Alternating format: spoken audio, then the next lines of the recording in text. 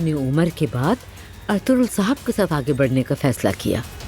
माशाअल्लाह, हमेशा कामयाब इंसान को चुनती हैं आप तो। क्या आपकी जिंदगी में कभी कोई और भी आया है? पता चला कि वो पहले से शादीशुदा है, तो ये सफर शुरू होने से पहले ही खत्म हो गया। महर हमारे घर पे है, सोचा इत्तला दे दूं तुम्हें।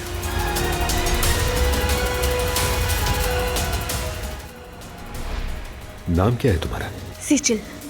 ना फोन नंबर, ना कोई अता पता। बदकिस्मती से लगता है अब ये केस लंबा चलेगा। आप जानते हैं ना मुझे आपको अकेला छोड़ना पसंद नहीं है। कैसा रहा सब कुछ? वो नहीं आई।